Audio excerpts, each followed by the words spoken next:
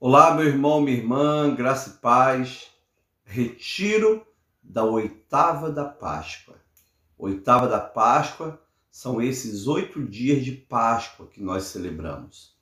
Do primeiro domingo de Páscoa até o segundo domingo de Páscoa, nós celebramos a oitava da Páscoa.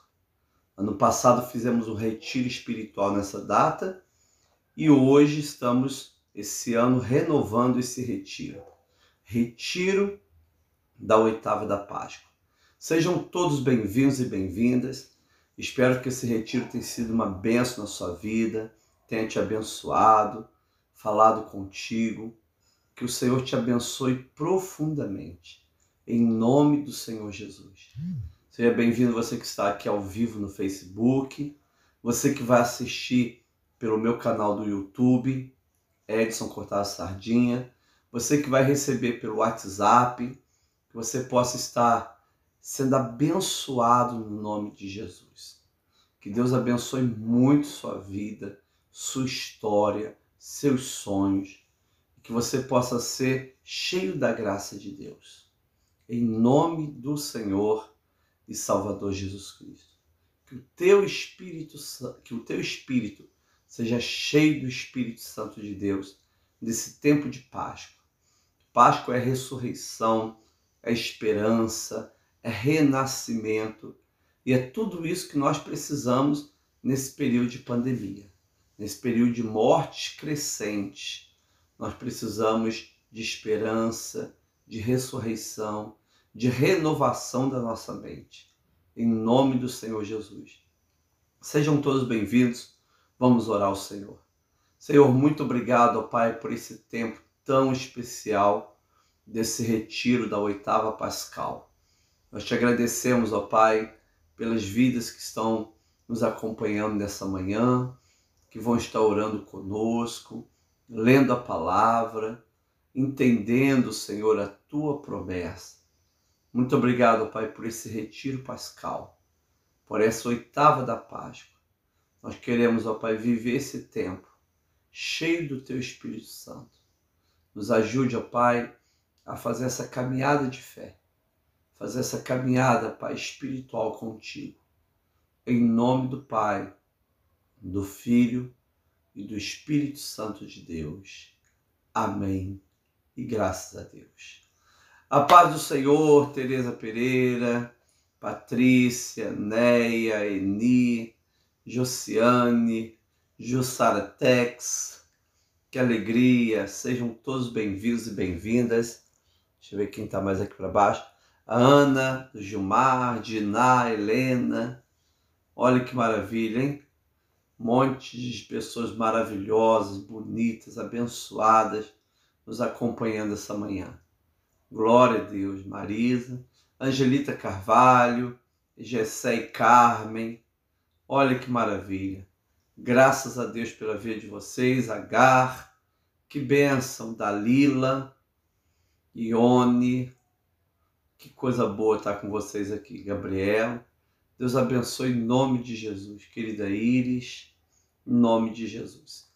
Queridos irmãos e irmãs, o evangelho de hoje é o evangelho longo, que é Lucas 24, do 13 ao 35. Então eu quero já ler esse evangelho e já fazer a meditação do retiro diretamente, para que a gente possa aproveitar bastante esse tempo de reflexão na palavra do Senhor. Amém? Nós vamos hoje ser profundamente ministrados pelo Senhor, vamos aprender muitas coisas novas, será um tempo muito especial para nós. Amém? Senhor, aqui está a tua palavra, nesse dia 7 de abril, quarta-feira da oitava da Páscoa. Nós pedimos que o Senhor fale conosco, em nome de Jesus. Amém. Graças a Deus. Queridos, o evangelho de hoje é o evangelho do caminho de Emaús. É o evangelho que nós sempre pregamos no primeiro domingo da Páscoa, na parte da tarde. Inclusive eu preguei esse evangelho domingo à noite, Deus me deu uma revelação maravilhosa, Foi muito bom, né? Quando nós estamos, esse ano nós estamos no ano B do Evangelho de Marcos. Quando nós estamos no Evangelho A, no terceiro domingo, a gente retorna ao caminho de Emaús. E a gente então acaba vendo o caminho de Emaús 3 vezes em 3 semanas.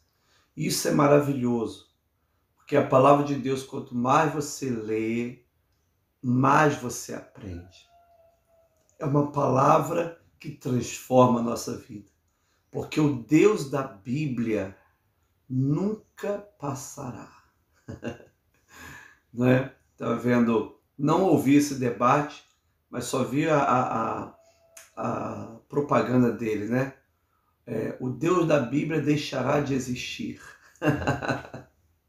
Nunca deixará de existir. Passarão os céus e a terra, tecnologias, empresas, mundo, tudo deixará de existir, menos o Deus da Bíblia, que é o Deus de Abraão, Isaque e Jacó.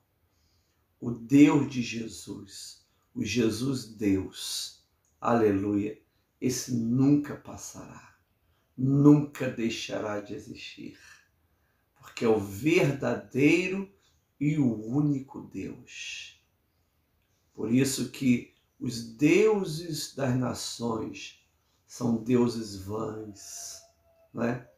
Como diz o salmista, são demônios, como diz Santo Agostinho de Hipona. Mas o Deus da Bíblia é o Deus verdadeiro que nunca deixa de existir. Então seja bem-vindo a esse retiro da oitava da Páscoa. O evangelho de hoje é Lucas 24, 13 a 35, Jesus no caminho de Emaús. Amém? E aí eu quero que você esteja com a sua Bíblia aberta, que nós iremos trabalhar com uma forma muito bonita esse texto, tanta revelação linda que Deus nos deu. Então vamos ver essa palavra em nome de Jesus. Versículo, vou pegar aqui o óculos de leitura, né? Versículo 13. Naquele mesmo dia, 2 discípulos estavam indo para uma aldeia chamada Emaús, que ficava uns 10 quilômetros de Jerusalém.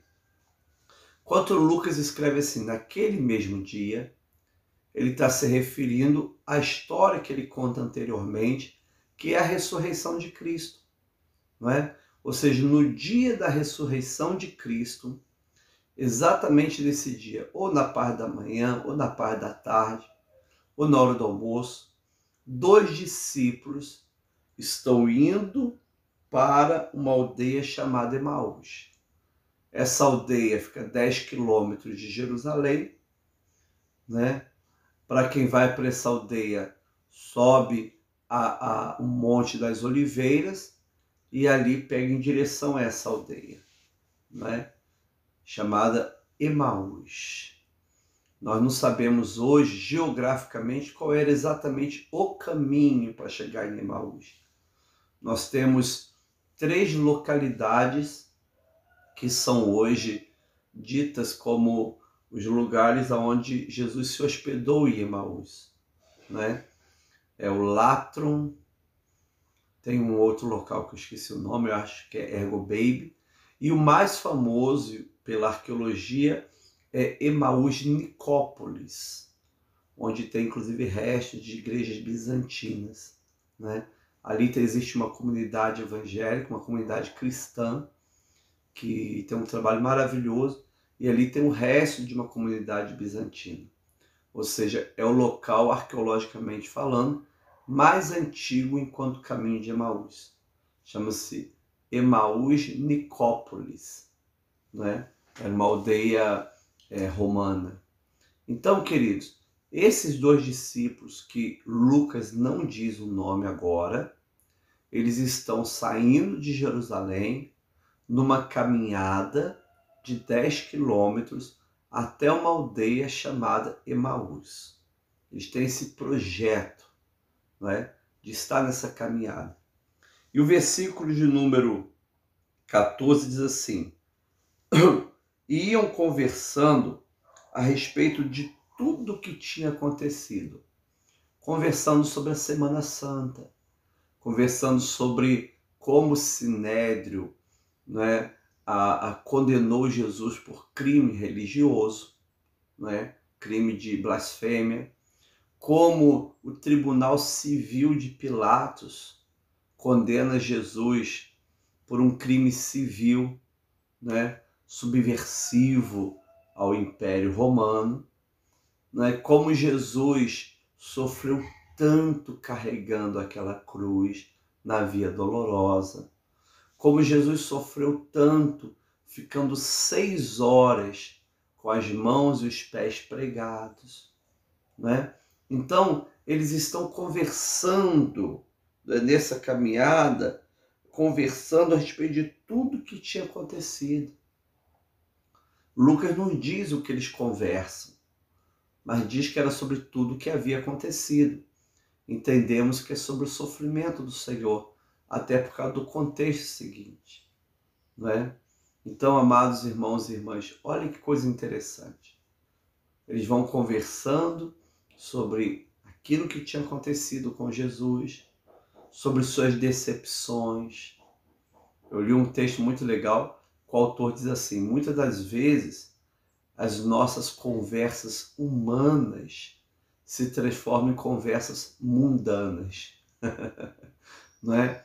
Onde nós começamos a discutir coisas absurdas, dando opiniões sobre todas as coisas, né? Tentando trazer luz sobre todas as coisas, e ao invés de ter a serenidade para aprender com Jesus, a gente quer ensinar os outros sem antes ter aprendido com Jesus, não é?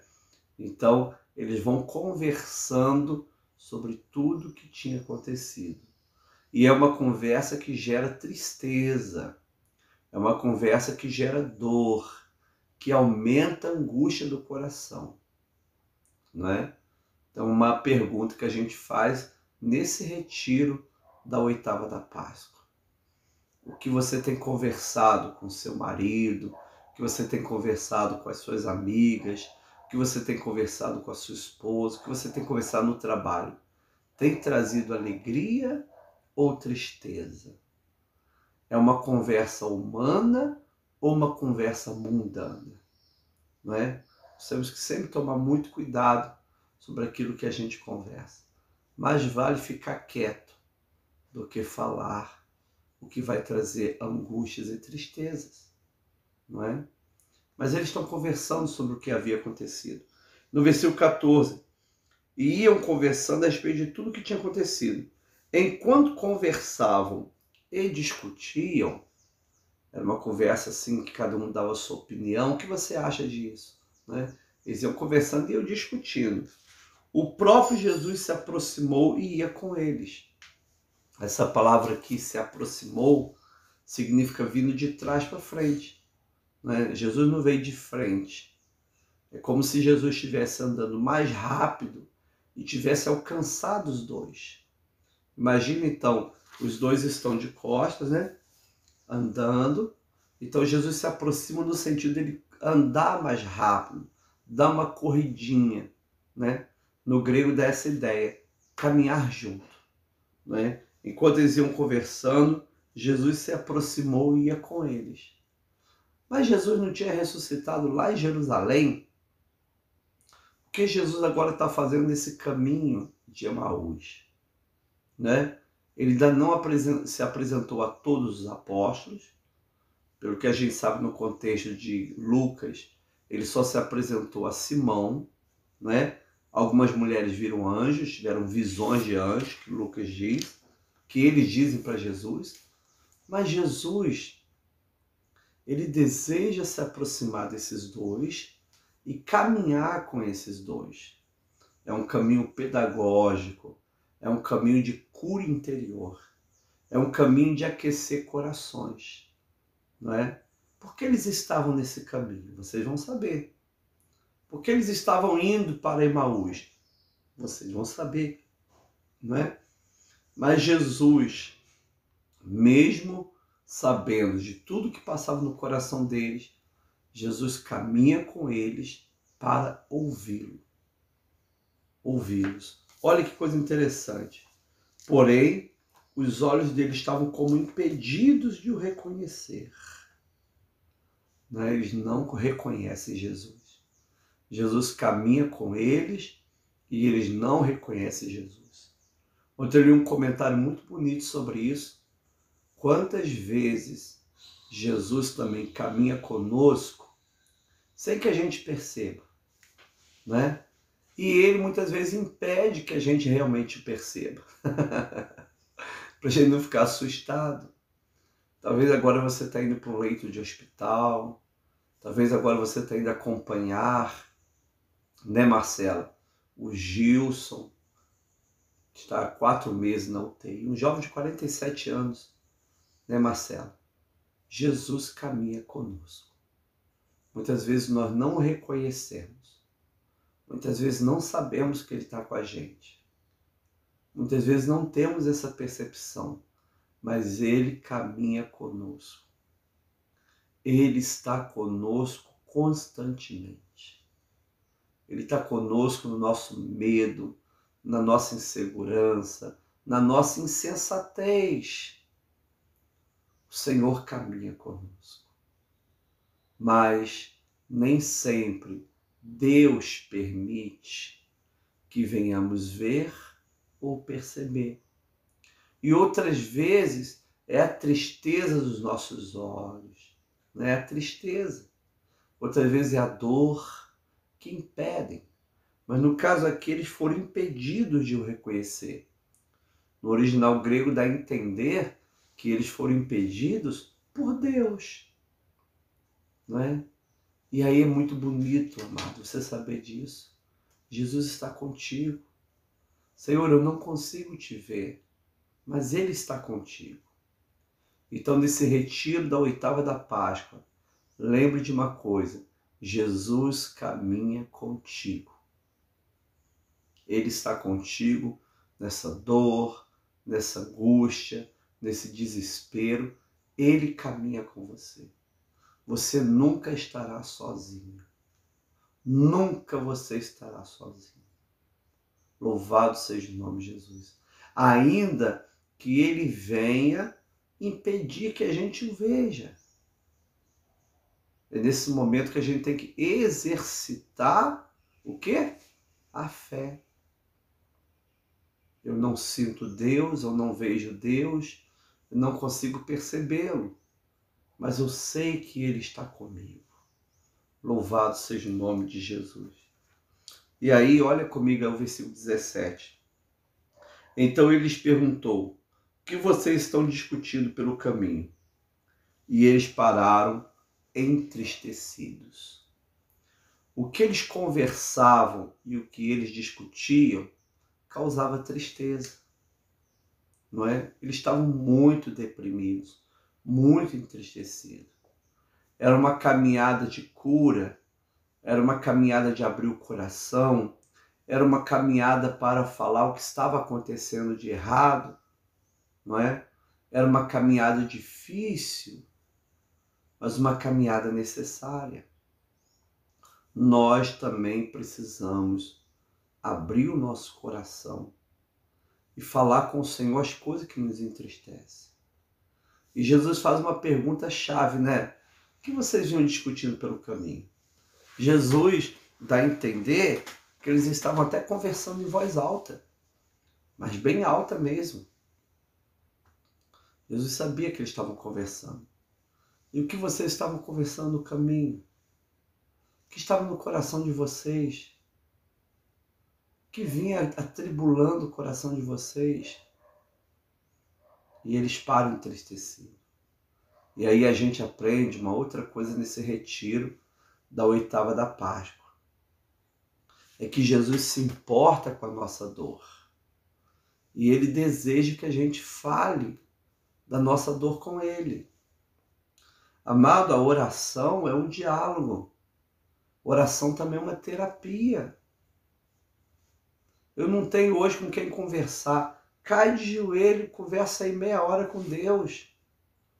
A tua mente, a princípio, vai achar que é um monólogo, não é?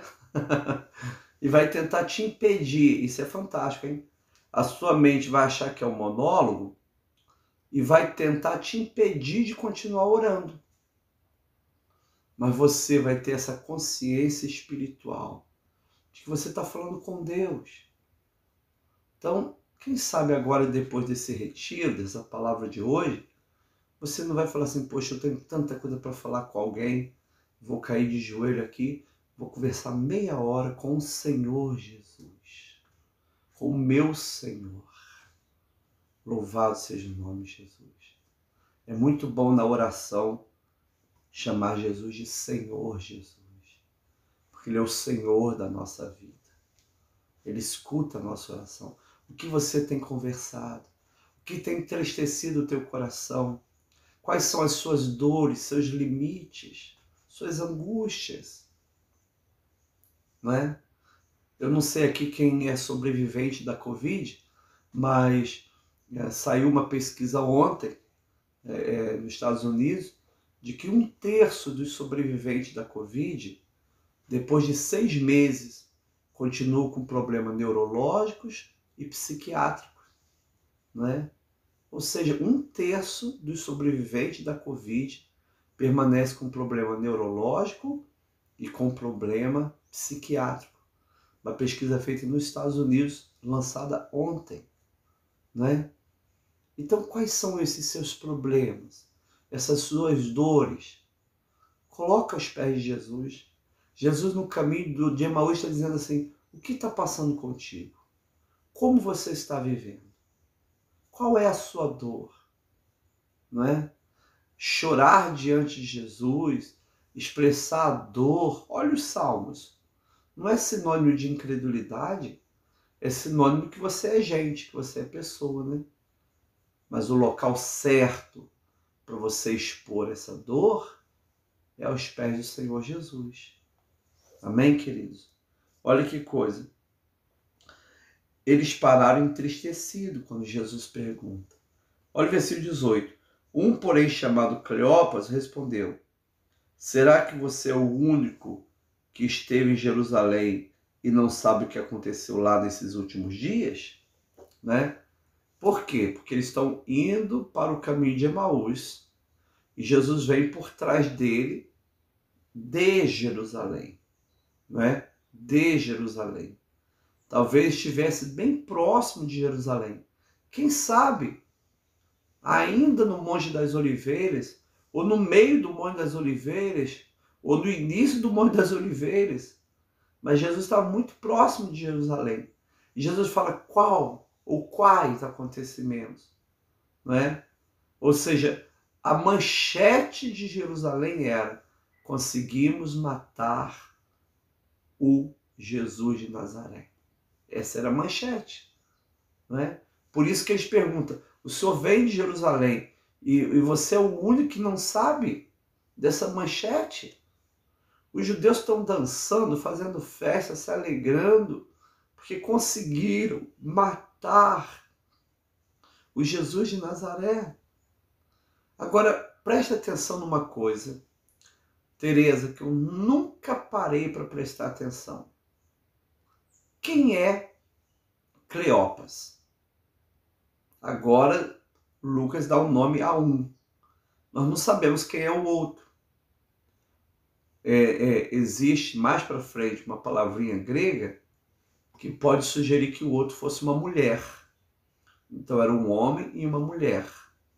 A tradição cristã diz que esse outro chama-se Simão. E alguns teólogos dizem que esse outro é o próprio Lucas. Não é? Mas nós não sabemos quem é o outro. Agora, quem é Cleopas? Não sei quem é Cleopas. Não aparece em nenhum lugar do Novo Testamento. Ele não é apóstolo, não é. Ele não aparece em nenhum outro local a não ser aqui. Ou seja, eu tive pensando o seguinte, querido, se fosse o Pedro, Jesus deixa todos os apóstolos lá para ir atrás de Pedro. Na minha cabeça limitada, eu até aceitaria. Ah, é Mateus, Bartolomeu, é João, é Tiago. Olha, ele foi atrás de Tiago. Não, ele foi atrás de Cleopas. Amado, Jesus tem discípulos aqui no Novo Testamento, chamado apóstolos, que são 12, e ele tem discípulos e discípulas que não são mencionados nomes. Na Galiléia ele estava com 70 discípulos preparados para pregar. Quando Jesus vai entrando em Jerusalém, ele entra com os seus discípulos. Não acredite nesses quadros da Santa Ceia, Jesus com 12 apóstolos. Ele não estava com 12 apóstolos. Ele estava com os apóstolos e com os discípulos e discípulas. Ou seja, Cleopas, para nós, não tem nenhum significado. É mais um Edson, é mais uma Maria, é mais um José, é mais um Edson. Não, nem sei quem é esse Cleopas, não conheço a história dele. Mas ele era um discípulo de Jesus. Um discípulo, como Pedro era discípulo, como João era discípulo. Ele só não era apóstolo. Isso significa muito para mim nesse retiro. Significa, amado, que Jesus não se preocupa com você porque você é evangelista, porque você é apóstolo, porque você é pastor. Ele se preocupa com você porque você é discípulo. Amados irmãos e irmãs, não importa. Olha que coisa, Érica Silva. A nomenclatura que você usa. Não importa se você é pastor, apóstolo, presbítero, bispo, arcebispo. Eu conversei com um rapaz da Áustria, um senhor, que ele é arquidiácono da Áustria. Não importa. Ele se preocupa com Cleopas. Ele se preocupa com Dalila. Ele se preocupa com Teresa. Ele não importa, querido. Cleopas é um discípulo, né, no Evangelho irrelevante, no sentido de que o seu nome não aparece enquanto Jesus está no ministério. Mas ele era um discípulo verdadeiro, que caminhava verdadeiramente com Jesus, que sustentava o ministério de Jesus, que conversava com Jesus, que tinha intimidade com Jesus e a gente nem sabia, hein? Tá vendo? Nós não sabemos nada, querido. Nosso conhecimento sobre Deus, sobre o Evangelho, ó, é pequenininho. O Evangelho, então, amado, ele é muito, muito rico. Eu não conheço muito pouco do Evangelho do Senhor. É muito rico. Mas nesse retiro da oitava da Páscoa, o que Jesus está falando contigo? Ele está dizendo assim, eu conheço você, valorizo você e caminho com você para te restaurar. Mas, Senhor Jesus, eu não sou um pastor, eu não sou evangelista, eu não sou um apóstolo. Senhor, eu sou apenas um discípulo. Não importa, querido. Você é querido e querida pelo Senhor. Jesus não desiste de você. Ele caminha com você. Não importa se você é um Cleopas. Ele caminha com você. Ele vai com você. Ele avança com você. Ele quer ouvir sua história. Louvado seja o nome de Jesus. E aí, amados irmãos e irmãs, Cleopas diz, só o Senhor que não sabe o que aconteceu em Jerusalém, vindo de Jerusalém, a manchete é que mataram Jesus. Não é? E aí o Senhor Jesus lhes pergunta, versículo 19, não é? Do que se trata? Do que se trata? Jesus sabia do que se tratava? Sim, lógico que ele sabia. A Bíblia diz que Deus sabe das nossas necessidades antes que a gente ore. Jesus sabia de tudo que tinha acontecido, ele recebeu isso tudo na pele. Né? Ele é o personagem principal da situação. Mas ele quer saber o que está no coração deles. Qual é a dor? O que você tem? Como você identifica o que você tem? Como você vê o que você tem? Porque uma coisa é o que a gente tem, outra coisa é o que a gente consegue identificar o que a gente tem. Por isso que a gente sofre muito. Não é? A gente sofre muito por causa disso. Porque uma coisa é o que eu sinto, outra coisa é o que realmente aconteceu, o que está acontecendo na minha vida. Por isso que Jesus diz assim, né? Do que se trata? Do que se trata? O que está acontecendo? E aí eles dizem assim, olha, eles explicaram, versículo 19, aquilo que aconteceu com Jesus Nazareno, que era profeta, poderoso em obras e palavras, diante de Deus, diante de todo o povo. Observe aqui no versículo 19 que eles têm um entendimento limitado sobre Jesus. Né? Eles reconhecem Jesus como profeta, mas já é um processo. Jesus não é um profeta simplesmente. Jesus é o Messias. Mesmo eles tendo um conhecimento limitado sobre Jesus, ainda assim Jesus valoriza-os caminhando com eles. Escuta bem isso. O entendimento desses dois discípulos é limitado com relação a Jesus. Eles acreditam que Jesus era um profeta, poderoso em obras, mas um profeta. Eles ainda não entenderam que Jesus era o Cristo. Mas Jesus respeita essa debilidade espiritual e mental da nossa parte. Nós demoramos a entender, né? E Jesus respeita. Jesus respeita a idade espiritual de cada pessoa, o crescimento espiritual de cada pessoa, né? Jesus nunca vai tratar uma classe de alunos e alunas como se todos fossem iguais, no sentido da aprendizagem. Cada um vai construir o conhecimento dentro do seu próprio ritmo. E um bom pedagogo é esse que observa essas diferenças na aprendizagem. E Jesus tinha essa capacidade e tem essa capacidade. Não é? Ele sabe o nível espiritual de cada um. Não é? Então eles conhecem Jesus como profeta.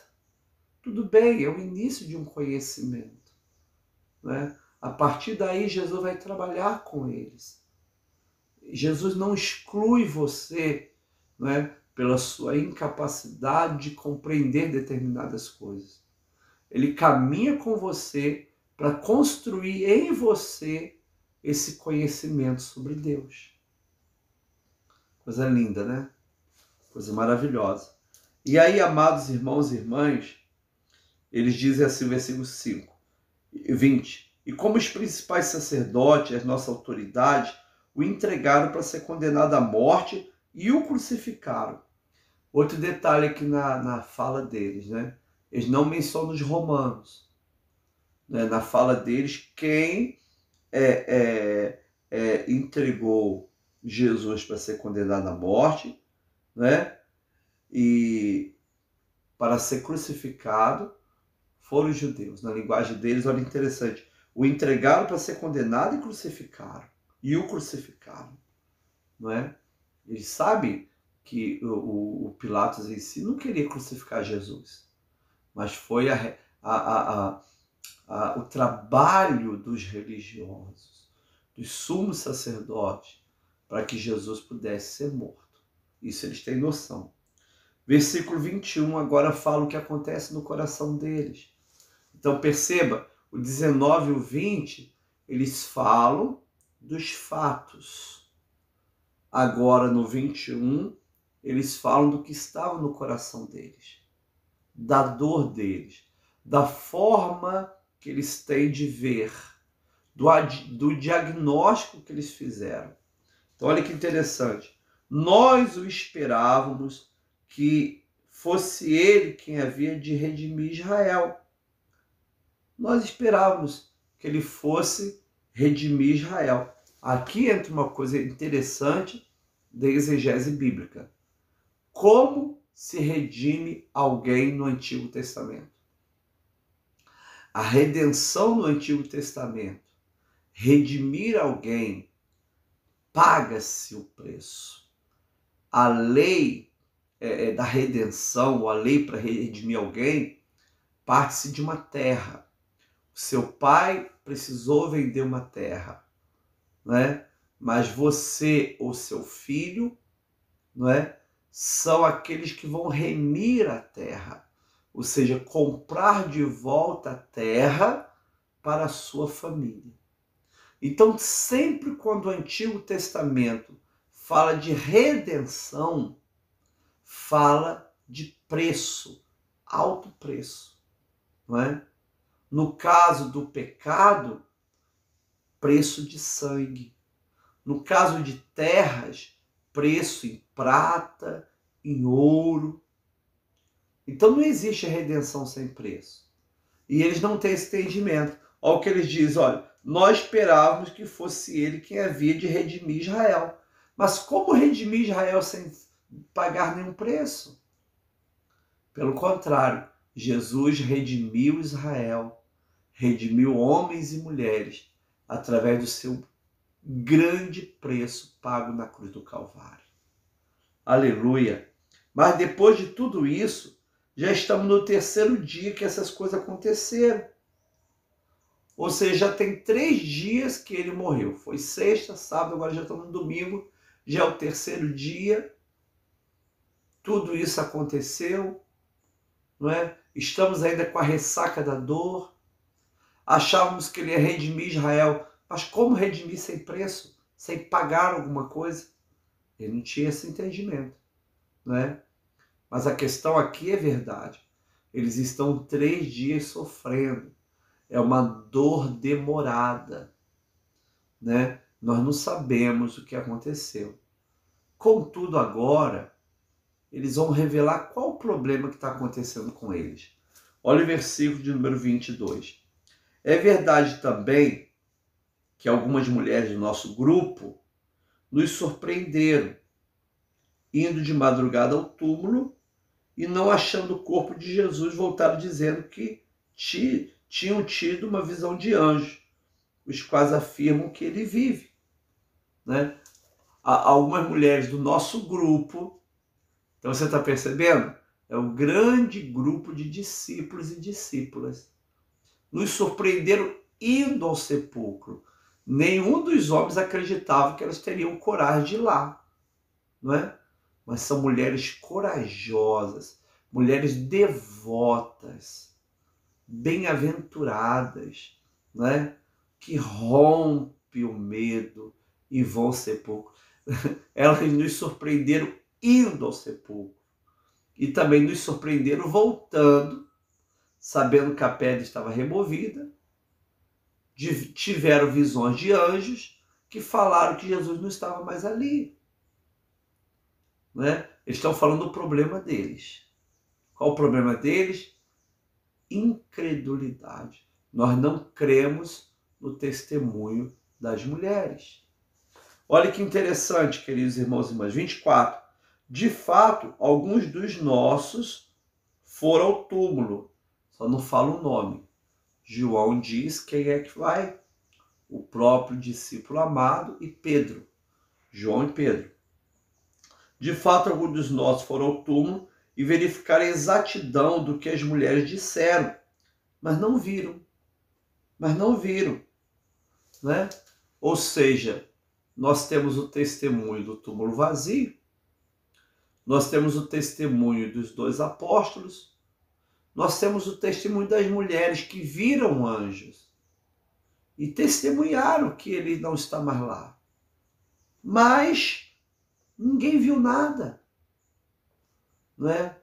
Amado, como é difícil crer quando nós não temos uma experiência pessoal, né? Mas para termos uma experiência pessoal, nós temos que primeiro crer. Bem-aventurados que não viram e creram. Não é? Essa é a fé numa dinâmica extremamente espiritual e madura. Eu não estou vendo nada, mas eu creio no nome de Jesus Cristo. Eles não têm ainda essa dinâmica. Eles não acreditam no testemunho das mulheres. Eles não acreditam no testemunho dos 2 apóstolos que lá estiveram. Então ele lhes disse: como vocês são insensatos e demoram para crer em tudo que os profetas disseram. Essa palavra insensato, não é? Ela, em nenhum momento ela é elogiosa. Não é. Jesus não está elogiando eles, né? Essa palavra insensato pode ser traduzido como lerdo. Lerdo, para entender, para crer, não é? E aí você percebe por que eles estavam no caminho de Emaús. Porque eles eram insensatos e tinham um coração duro para crer. Insensatos demoram para crer em tudo que os profetas disseram. Ou seja, eles estavam no caminho de Emaús porque eles eram insensatos e demoravam a crer no Antigo Testamento que falava sobre Jesus. Por isso eles estavam no caminho de Emaús. Eles não estavam no caminho de Emaús para, vamos no caminho de Emaús para ter um encontro com Jesus. Não é isso. Eles estavam nesse caminho, voltando para sua aldeia, e aí você percebe se eles morassem, ou se eles moravam, né, na aldeia de Emaús, significa que eles estavam voltando para sua casa, voltando para o seu dia a dia, voltando para a sua oficina de sapateiro, voltando para o seu cotidiano, não é? Poxa, eu estava nesse projeto de Jesus, deu tudo errado, eu vou voltar para minha casa. Ou seja, esse caminho de Emaús que eles fazem é um caminho de insensatez. É um caminho daqueles que demoram a compreender. Talvez hoje estamos num caminho de Emaús por causa da nossa própria insensatez. Nossa incredulidade nos fez desistir da obra. Nossa incredulidade nos fez fechar um trabalho. Nossa incredulidade nos fez abrir mão de coisas lindas que Deus já havia nos dado, né? Ou seja, o caminho de Emaús é um caminho de insensatez, mas também é um caminho de bênção, querido, porque essa insensatez permitiu que eles ficassem 10 quilômetros com Jesus. Jesus, ele conhece o quanto nós somos lerdos. Jesus conhece o quanto nós somos seres humanos. Jesus conhece o quanto nós somos limitados. E ele vem caminhar conosco. Ele vem caminhar com a gente no nosso caminho de Emaús. Ele vem nos reorientar. Jesus está dizendo, não é para lá, é para cá. Mas para Jesus fazer essa manobra, né? Jesus, ele prefere, aleluia, caminhar conosco. E um detalhe muito forte, Maurício, que Deus nos ensina aqui nessa palavra, é que no início, quando Jesus se aproxima deles, né, no versículo 15, Jesus se aproximou e ia com eles, naquele momento Jesus podia falar assim, rapazes, eu sou Jesus de Nazaré, o profeta que vocês acreditam, né? Sou o Messias e ressuscitei. Vamos voltar lá para a gente comer peixe e fazer uma festa. Jesus não poderia ter feito isso? Poderia. Mas Jesus não fez, porque Jesus quis aproveitar a intimidade do caminho para causar neles um crescimento na palavra. Olha, o milagre seria Jesus se revelar a eles ali, no versículo 15. Mas Jesus não faz esse milagre. Jesus permite que eles permaneçam ainda naquela situação difícil, para que o Senhor pudesse se revelando na palavra. Aí esse retiro da oitava da Páscoa me ensina isso. Nem sempre o milagre virá no nosso tempo, porque nem sempre o objetivo de Deus é o milagre, mas é a caminhada conosco, ainda em meio às dores, nos ensinando, nos orientando, nos fazendo crescer. Poxa, Jesus, por que o Senhor não se revelou lá? Eu não teria andado 10 quilômetros. Porque eles não fazem essa pergunta. Eles veem que quando Jesus fala, o coração deles queima. Ou seja, foi uma caminhada de cura, uma caminhada de tratamento, uma caminhada pedagógica, uma caminhada de oração. E é isso que o Senhor Jesus faz com a gente. Nem sempre o milagre vai acontecer hoje. Nem sempre será no nosso tempo.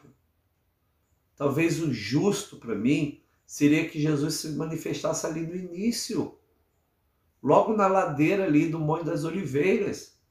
Mas não, ele não quis fazer isso. Ele, como um grande pedagogo, ele quis caminhar junto, ensinar a palavra, ministrar o conforto, partir o pão junto, entrar na casa junto.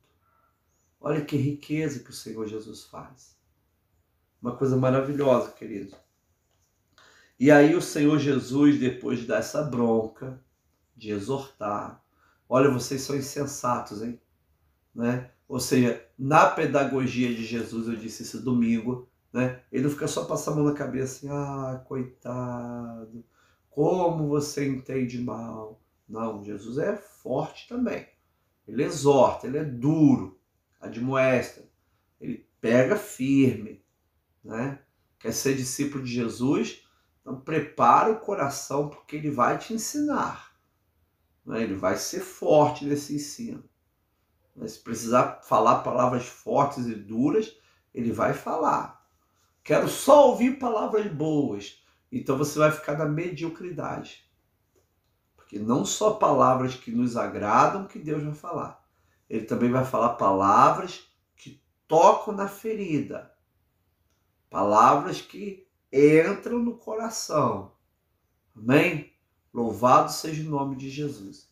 E aí depois Jesus falar essa palavra dura, ele deve ter levado um susto. Jesus diz assim, não é verdade que o Cristo tinha que sofrer e entrar na sua glória? Preste atenção aí, queridos. Eles falam, olha, você não ficou sabendo do profeta Jesus? Então, na explicação de Jesus, não é o profeta Jesus, é o Cristo, o Messias, percebe? Uma revelação a mais que eles não tinham. E o Cristo, não é verdade que o Cristo tinha que sofrer para entrar na sua glória? Essa é a frase. O Cristo tinha que sofrer para entrar na sua glória. Isaías 53, o que ele começa? Fala do sofrimento do Cristo, o servo sofredor, e no final ele entrando na sua glória.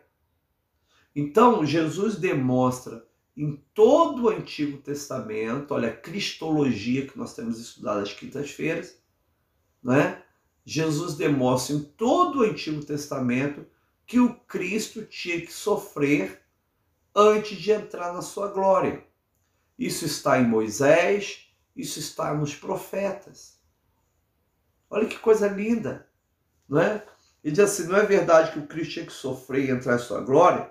E começando por Moisés e todos os profetas, explicou-lhes o que constava a respeito dele em todas as escrituras. E aí são 3 blocos. Moisés, profetas, e os livros históricos, né? Em todas as escrituras. Os históricos e os poéticos também, né? Principalmente os poéticos. A leitura sapiencial, né, de Israel, que são os livros poéticos, livro de sabedoria. Então Jesus fala de Moisés, que é o Pentateuco, de todos os profetas e de todas as Escrituras, que traz exatamente isso. O Cristo tinha que sofrer e depois entrar na sua glória.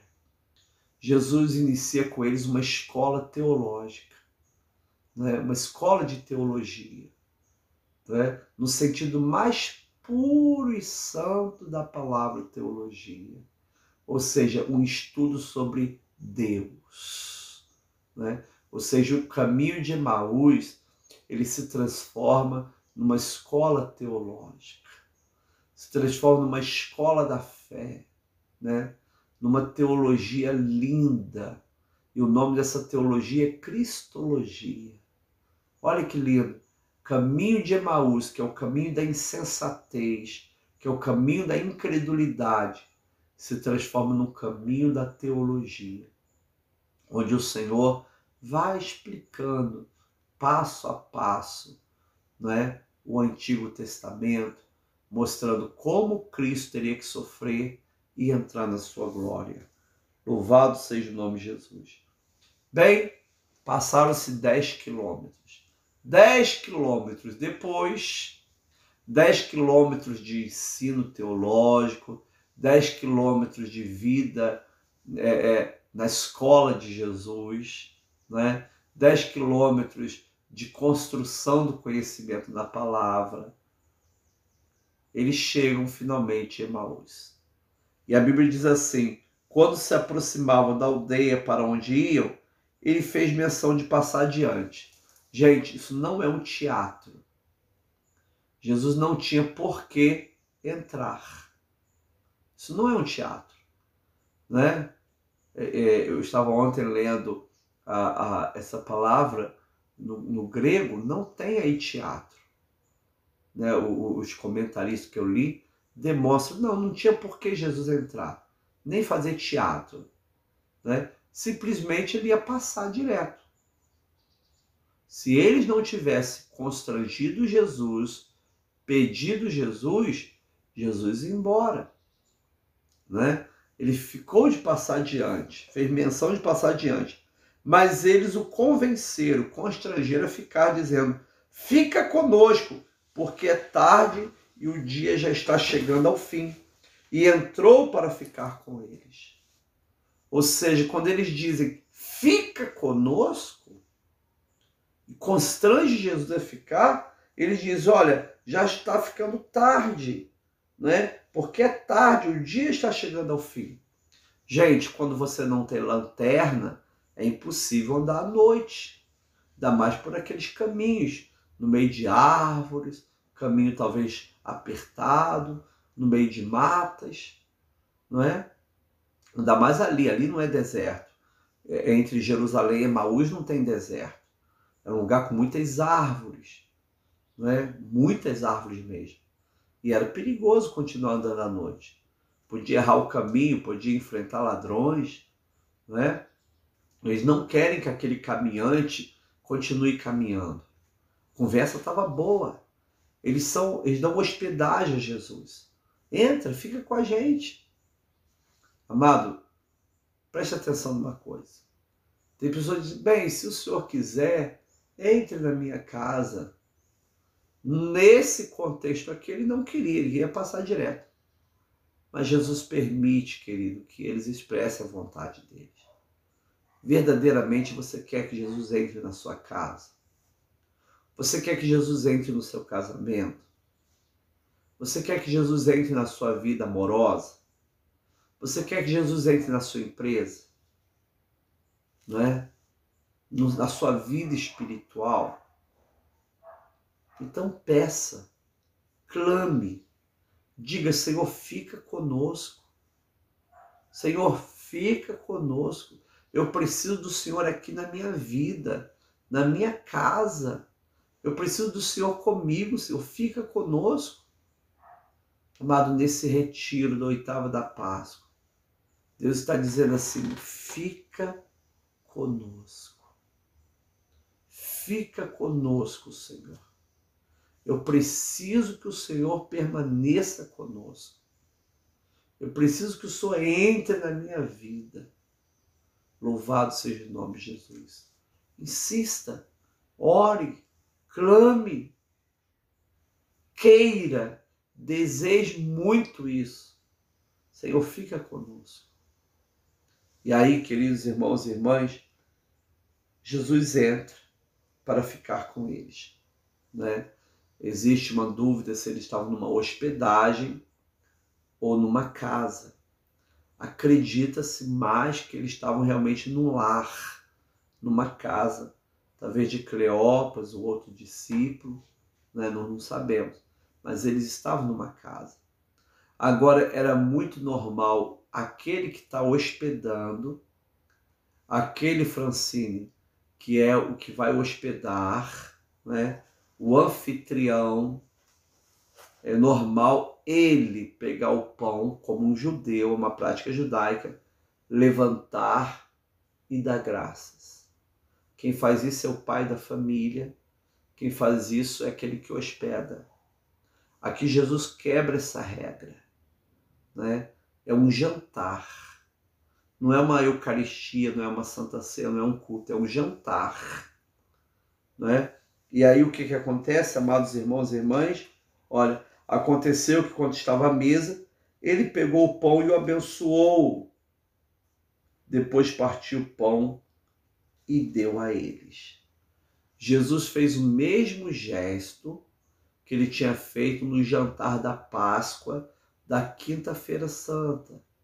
Lembra do nosso tríduo pascal? Jesus fez o mesmo gesto lá da Quinta-feira Santa. Mesmo. E presta atenção aqui, no caso lá era a ceia pascal e a inauguração da Eucaristia, que é uma janta.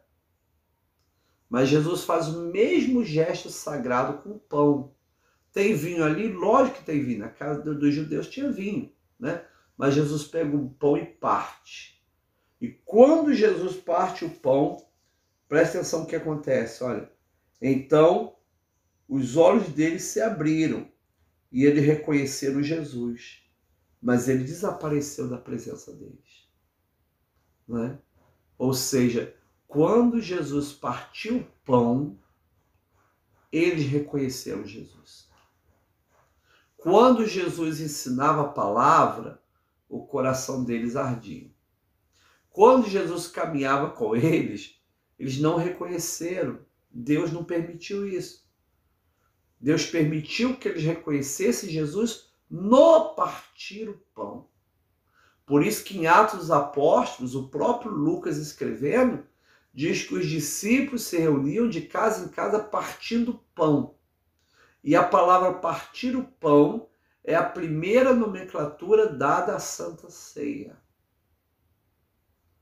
Amados irmãos e irmãs, é uma indicação clara de quando eu estou na mesa da palavra, o meu coração se aquece.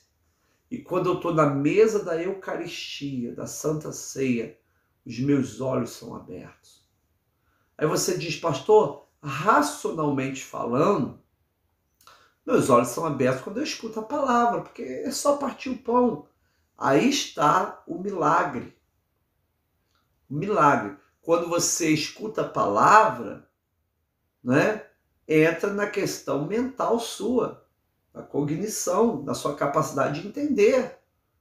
Agora, quando parte o pão no altar, foge da sua capacidade, da sua cognição, foge de tudo isso. Mas é nesse momento que seus olhos espirituais são abertos. Por isso, quando a gente vai tomar a Santa Ceia, nós temos que orar a Deus, falar, Senhor, abre os meus olhos agora, que essa ceia do Senhor venha abrir os meus olhos. Eu já estou com meu coração aquecido pela palavra que eu ouvi. Essa palavra já aqueceu o meu coração, igual John Wesley. Mas eu quero agora que os meus olhos espirituais sejam abertos pela Eucaristia. Eu não quero nunca mais comer um pão e tomar um vinho como se toma um pão e um vinho na casa de alguém. Eu quero participar da mesa sagrada do Senhor com esse objetivo de que o corpo e o sangue do Senhor abram os meus olhos, para que eu reconheça o Jesus ressuscitado Louvado seja o nome de Jesus. E é interessante que é muito profunda essa palavra final aqui, olha, mas ele desapareceu da presença deles. Por que Jesus desapareceu? Não poderia ficar ali mais um pouco?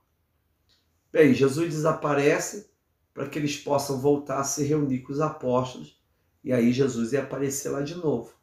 É a mesma aparição que teve em João, aparece em Lucas, né? Mas Jesus também desapareceu pelo seguinte motivo. Quando você crê que Jesus ressuscitou, ele não precisa mais estar presente fisicamente. Você sabe que ele está presente, né? Quando eu estou na incredulidade, eu estou dizendo assim, Senhor, aparece aqui para mim agora, Senhor, se manifesta aqui, Senhor, me mostra uma imagem sua, Senhor. Agora, quando eu sei que ele ressuscitou, quando eu tenho certeza que ele venceu a morte, eu creio que ele está comigo. Eu não preciso ver, eu não preciso sentir arrepio, eu não preciso de nada disso. Eu tenho certeza que o meu Jesus está comigo. Olha que coisa maravilhosa. Eu tenho certeza que no culto, na palavra, na Eucaristia, Jesus está presente comigo. Não vejo, não preciso ver, mas eu creio que ele é o ressuscitado. No momento que eles creem em Jesus ressuscitado, não há mais necessidade de Jesus físico ali, né? Ou seja, o caminho de ida para Emaús com Jesus físico foi um caminho de aprendizado, mas que permanecia a tristeza do Jesus morto. Agora, o caminho de volta, eles não caminham com o Jesus físico, mas eles têm a alegria de saber que Jesus ressuscitou e caminha com eles. Esse é o segredo espiritual da minha vida e da sua vida, querido. Louvado seja o nome de Jesus. Acompanha comigo os momentos finais. 32. E disseram um ao outro, não é verdade que o coração nos ardia no peito, quando ele nos falava pelo caminho, quando nos explicava as Escrituras? Não é? Ou seja, enquanto ele explicava a Escritura no caminho, o nosso coração ardia no peito. Alguma coisa estava acontecendo ali. Algum milagre glorioso estava acontecendo ali. Amados, 33. E na mesma hora, levantando-se, voltaram para Jerusalém. No grego, essa frase, na mesma hora levantando-se, dá a ideia que a ceia não foi concluída. Eles deixaram lá o cálice, deixaram lá o pão, deixaram lá o pedacinho de cordeiro, deixaram lá a comida que eles tinham e voltaram correndo. Eles nem concluíram essa ceia, não é? Eles deixaram tudo para lá. Imediatamente eles levantam e voltam correndo. Onde voltaram para Jerusalém. E é engraçado, né? O que eles não queriam que Jesus fizesse, caminhar à noite, era muito perigoso, muitas árvores, escuro, podia se perder, tinha ladrões. Eles agora, com a alegria do ressuscitado, eles fazem essa caminhada de volta no escuro, sem nenhum medo. Nesse retiro da oitava da Páscoa, é isso que o Senhor está dizendo contigo, querido. Se você tem certeza do Jesus ressuscitado, você volta sem medo. Você caminha sem medo. Você caminha na esperança, na certeza. O Senhor é contigo. Aleluia.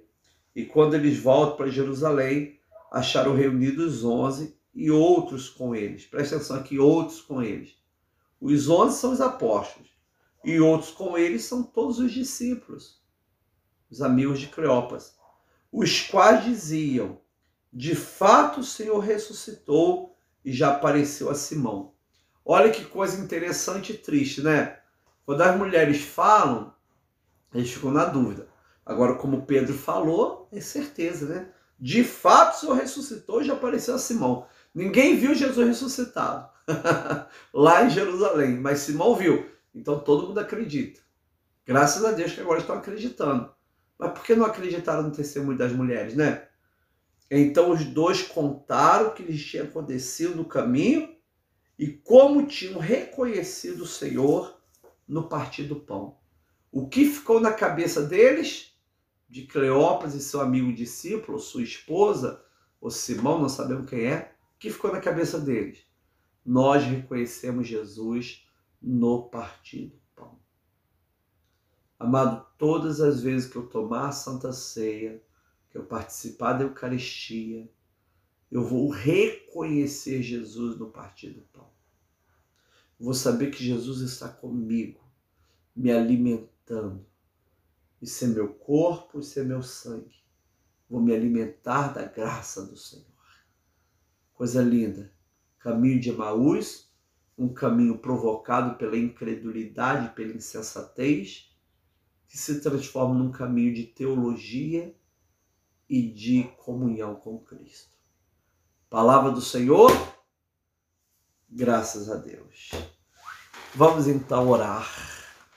Senhor, muito obrigado, Pai, por esse caminho de Emaús. Que nós possamos assistir esse vídeo mais vezes para podermos entender esses detalhes tão profundos que o Senhor fala conosco. Pai amado, muito obrigado, Senhor, porque na nossa insensatez o Senhor caminha conosco e transforma esse caminho em teologia e encontro com Deus. Continue nos ajudando, Pai, nos amparando e nos fortalecendo em nome de Jesus. Amém. Graças a Deus. Aleluia! Louvado seja o nome de Jesus. Vamos orar então pelos pedidos de oração, né? Muitos pedidos. Ontem eu devo ter ficado umas 3 horas só orando, conversando com pessoas com Covid, né? Com dificuldade. Orar pela Nayara, que vai ter neném agora de manhã, né? Pelo Murilo, que está se recuperando da Covid. Orar pelas pessoas enfermas, pelos nossos idosos, a Maria do pastor João Batista, orar pela vida dela, a Moisete, Ivete, Luzia, Dimar, seu Osmar, pela Sociedade de Mulheres, né? Orar também, queridos, pelas aniversariantes. Eu vi aqui a Lígia fazer aniversário hoje, Lígia, é? E Davi também. Olha que beleza, parabéns, Deus abençoe, em nome de Jesus, né? Orar pelo Brasil nessa situação tão difícil. Angelita, né? Angelita teve Covid, falou que até hoje tem dificuldade de respirar, né? Os sobreviventes da Covid, 1/3 dos sobreviventes que está com problema neurológico, psiquiátrico, né? Deus venha trazer graça. O Tiago também faz aniversário hoje. Glória a Deus por isso. Parabéns, Tiago. Glória a Deus, que benção, né? Então, amados, vamos estar orando. A Wanda Nery, exatamente isso ali. É verdade, a Wanda Nery, né? Esposa do Nery. Vamos orar por ela, orar por todas as pessoas que a gente conhece. A Paulinha está na fila aí do transplante do rim. Orar pela Carla, desse nosso irmão Rodrigo, Madalena, todos vocês. Né? Pedir a bênção sobre a Elonete, sobre a Tereza, sobre a Lígia, sobre a Iris, a Alice, né? Leobino, Cleia, Mirna, tantas pessoas maravilhosas precisando da graça do Senhor. Vamos orar sobre o cuidado do nosso país, né? O Senhor venha trazer a bênção da cura, né, Fábio? Aí o Fábio com questão de hipertensão, né? Vamos estar pedindo a graça de Deus sobre nossa vida. Nós precisamos de Deus. Amém? As pessoas precisam de Deus. Então coloca o seu pedido aí na mão do Senhor. Nós vamos orar por todos, né? A prima da Sônia Galdino, né? Está orando. Um pastor chamado Pastor Reinaldo, não sei como ele está, mas foi muito rápido a enfermidade dele, né? Ontem também eu botei no grupo de oração da UES, da Liturgia das Horas e da Igreja Metodista. É um casal líder, né? Da Jocum, lá em Curitiba, na área de família. O rapaz faleceu semana passada e ontem a menina faleceu com Covid. aí deixou um adolescente de 17 anos, eu acho uma filha, um filho de 20 e poucos anos. Né? Pessoas maravilhosas, santas, pessoas santas, mas que foram recolhidas pelo Senhor. Imagina nós, servos e servos do Senhor, como um jardim de flores, né? Tem flores lindas, como a íris, tão bonita, né? Tereza, Gisele, Penha, cheio de flores. Olha aí, Jane, né? O Josias era uma flor dessa, né? Tantas outras pessoas lindas. E agora Deus vem e recolhe essa flor e leva lá para o altar dele. Que coisa linda, né?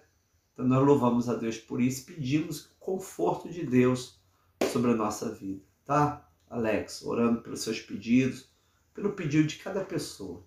Senhor, em nome de Jesus Cristo, ó Pai, nós te agradecemos, ó Deus, pelo teu cuidado.